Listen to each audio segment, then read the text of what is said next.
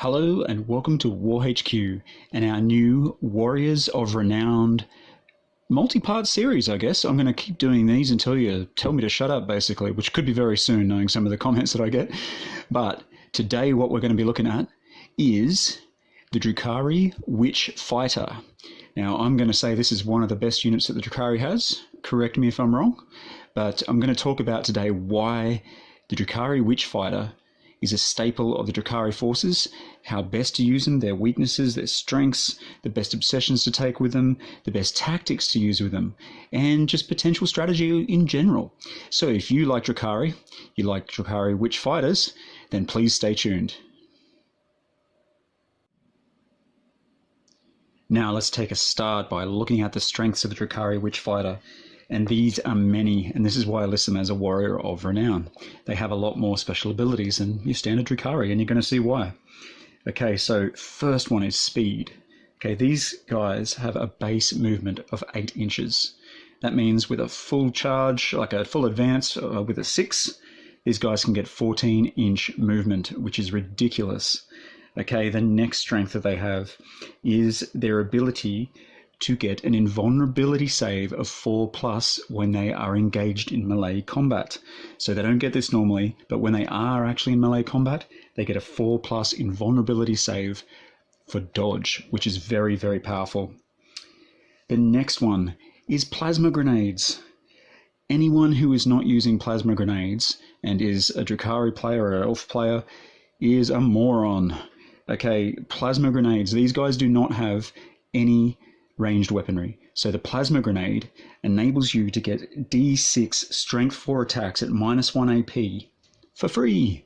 So if someone charges you within the range of the plasma grenade, you can then throw it, or if you end your turn slightly before the enemy, you can throw your plasma grenade as well and get those free hits. Why not? It gives them a ranged weapon. I know it's very limited in range, but it is very, very powerful. So the next thing is the power from pain ability. Now, power from pain ability, from those who don't know, all Drukhari have. Now, straight up with the new Suffering, these guys get a 6+ ability to be able to save any wounds that they take, injury wounds I'm talking about here. Now, the really important one for these guys is Part 2 and Part 3. Of this power from pain. So this will happen in turn 2 and happen in turn 3. First one is eager to flay, which means you can re-roll your advance or charges. Super important for close combat troops like these. Turn 3, you're going to get Flensing Fury, so you can add 1 to hit rolls for this model in the fight phase. That means they hit on 2+. Okay, work out how good that one is in your head. The others are awesome as well. Okay, another super strength of these ones is they get combat drugs. Now, only the witches have these. So this is a D6 roll before the battle, and you can get everything from +1 attacks, +1 strength, +2 your move characteristic, +1 to your toughness characteristic, +1 to your weapon skill characteristic, or +2 to your leadership characteristic. All of these are good. All of these really help, especially if you can get like a +1 to your toughness. I mean, these things are very weak, so that would help. Or your strength, help do more damage in combat. And finally, another major strength of these guys is the no escape ability. So any infantry model within 1 inch of this, which could normally fall back in combat, they now need to roll off against you, roll off against your witch fighter to be able to fall back in from combat. Sorry, otherwise they can't fall back. Super, super strong. Especially for those little pesky buggers who like to fall back and then, then you can't move, blah, blah, blah. Super strong ability. So that is some of the strengths of the Witch Fighter. Okay, weaknesses of the Witch Fighter. These are some of the things you need to be aware of if you're going to use them. And look, they have some frailties. The first one is, if they are not in melee combat, they only have a 6+ save, which is horrible. That is totally horrible. It's almost it's an orc t-shirt save, basically.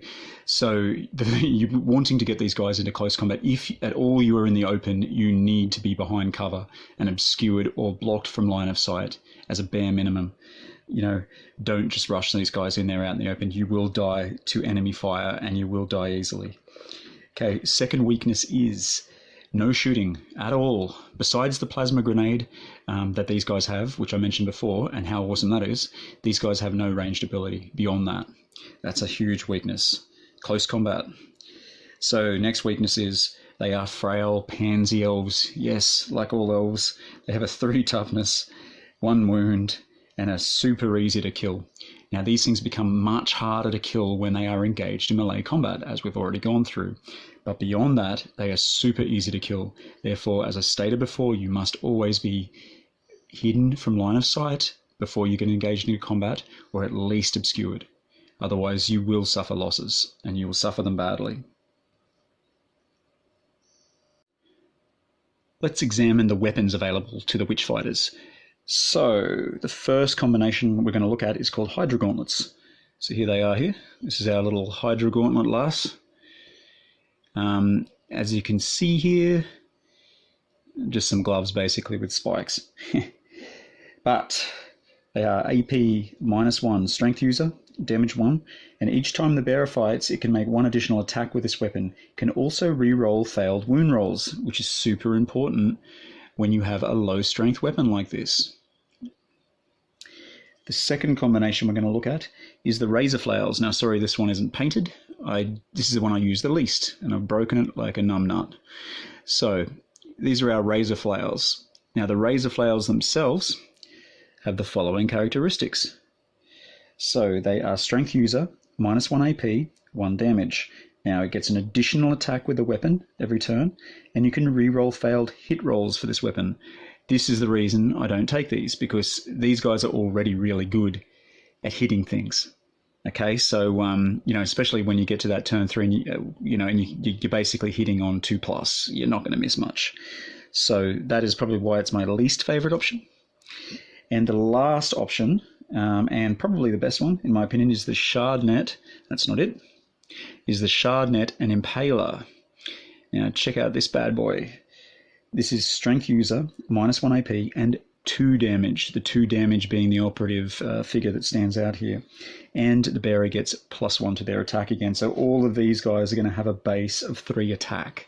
Now, if you combine that with a Specialist, and some of the best specialisms for these ones are Zealot. Zealot is a standout, since these are all Strength User weapons. Zealot in the first round of charging will give you a +1 strength and +1 attack. So it'll put their strength to 4, and their attacks to 4 as well. Now, these are your options for weapons. They're all quite strong. I rate the highest, I rate the Shardnet, and then I'd probably go the Hydra, and then the Razor Flails last.